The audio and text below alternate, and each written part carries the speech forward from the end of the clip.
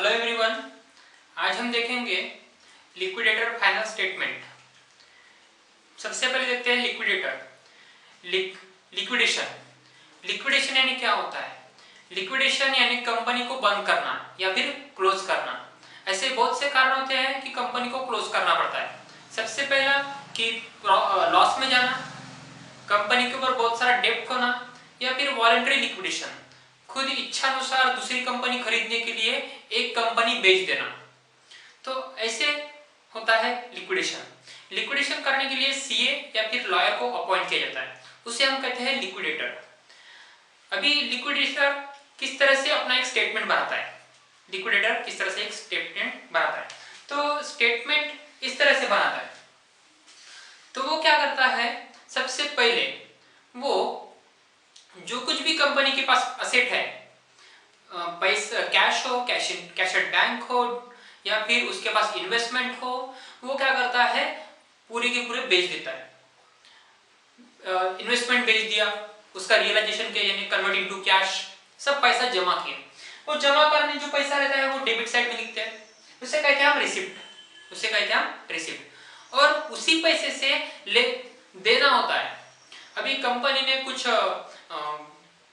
पैसा लिया होता है कर्जे से, कभी डिबेंचर दिए होते हैं, तो उनको पेमेंट करना होता है। तो आइए देखते हैं किस तरह से होता है।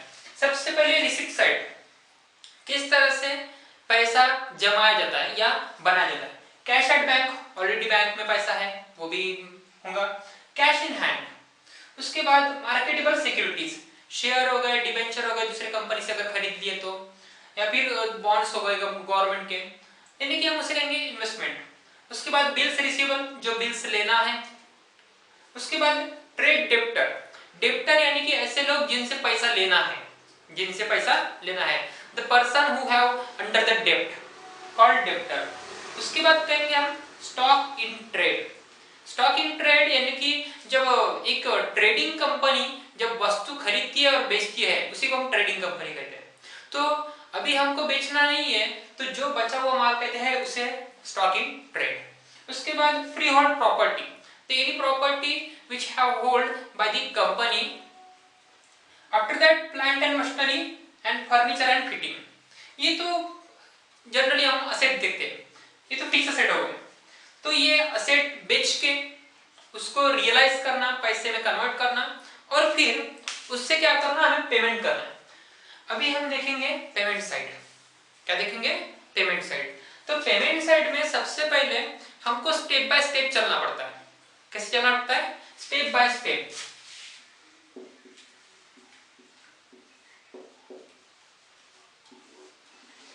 अगर आप रिसिप्ट साइड किस तरह से भी लिखे तो भी चलेगा, पर आपको payment side step by step चलना है। तो सबसे पहला है नंबर 1 लीगल एक्सपेंसेस।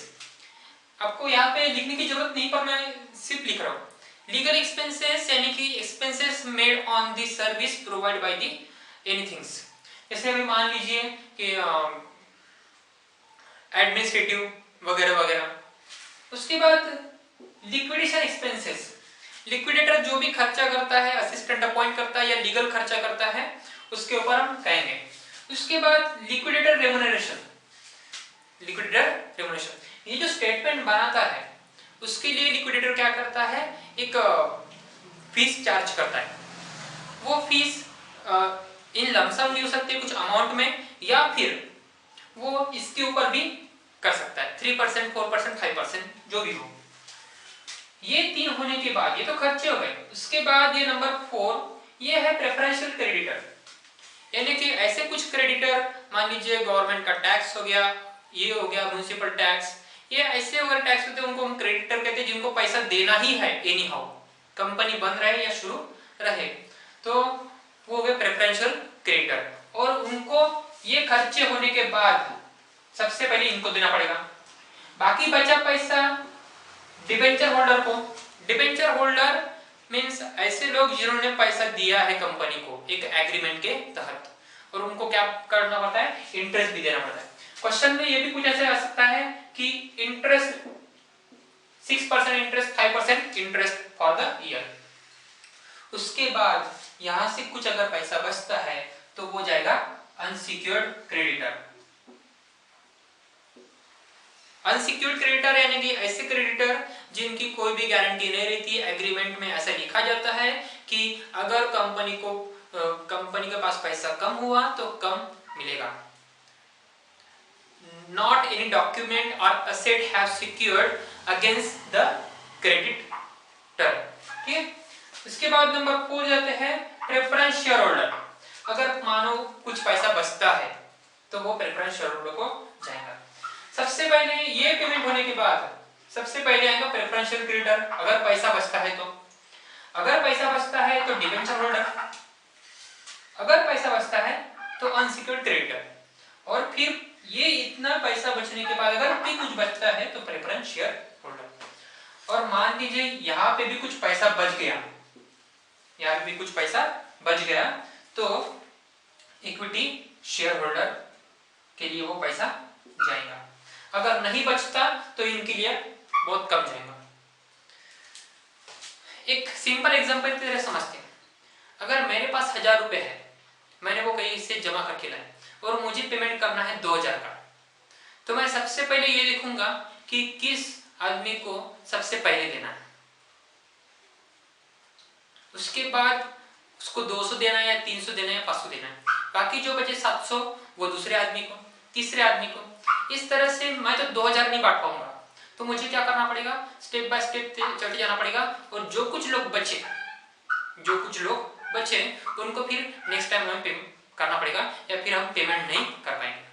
उसी तरह से अगर मेरे पास मान लीजिए 2000 आए और मुझे पेमेंट करना है सिर्फ 1000, तो ऑब्वियसली मेरे पास 1000 बच जाएंगे एनी हाउ। तो यही होता है, ये टोटल जमा करने के बाद यहाँ से हमें पेमेंट करना होता है, लीगल एक्सपेंसेस, लिक्विडेशन, लिक्विडेटर। उसके बाद अगर कुछ बचता है तो वो है ओनर्स कैपिटल्स, ओनर्स शेयर यानी कि इक्विटी शेयर। आज के लिए इतना ही। डिस्क्रिप्शन में आप एग्जांपल देख सकेंगे।